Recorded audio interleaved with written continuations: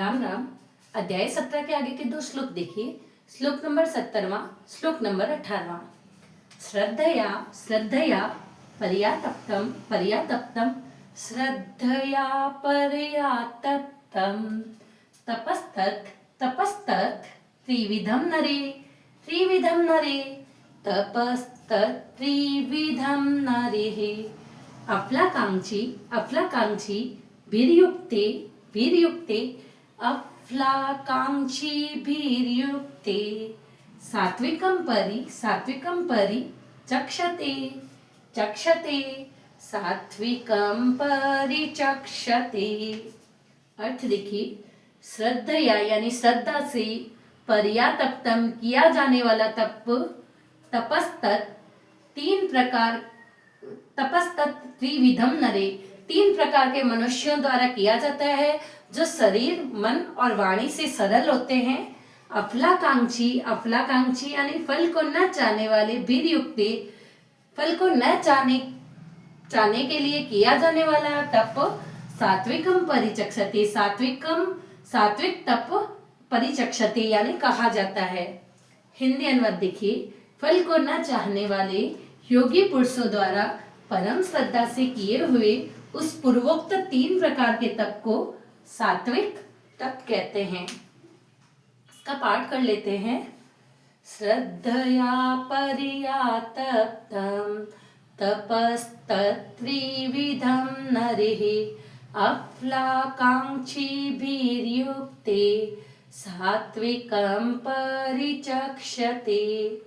अगला देखिए, सत्कारमान पूजार्थम सत्कारमान पूजार्थम तपोदम्बेन चैव यत् तपोदम्बेन चैव यत् क्रियते तदिह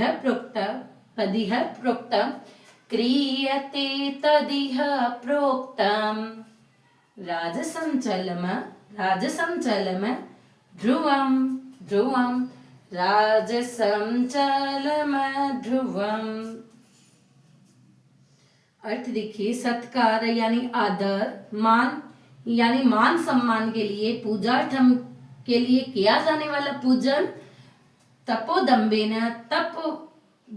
यानी अहंकार से भरा हुआ होता है। जो मान सम्मान के लिए किया जाने वाला तप है वो अहंकार से भरा होता है। चैवयत् अहंकार से युक्त होता है। क्रियते तदिह प्रोक्त किया जाता है। तदिह प्रोक्त यानी अपनी स्वार्थ सिद्धि के लिए किया जाता है। प्रोक्त यानी स्वार्थ, अपनी स्वार्थ सिद्धि के लिए किया जाता है। राजसम चलम ध्रुवम ऐसा राजस चलम ध्रुवम ऐसा तप राजस तप कहलाता है। ऐसा तप राजस तप कहलाता है। एक बार इसका हिंदी अनुवाद देखिए। जो तप सत्कार, मान और पूजा के लिए तथा अन्य किसी स्वार्थ के लिए स्वभाव से या पाखंड से किया जाता है वह अनिश्चित तप क्यों कहते हैं इसको? क्योंकि इसका फल होता है वो निश्चित नहीं होता है, वो एक समय के लिए होता है और उस समय के बाद में उस चीज का फल मतलब नष्ट हो जाता है। यह राजस कहा गया है तो उसको राजस तप कहते हैं। इसका पाठ कर लेते हैं। सत्कारमान पूजार्थम तपोदम्बेन चैव यत् क्रियते तदिह प्रोक्तम् राजसं चलम ध्रुवम्।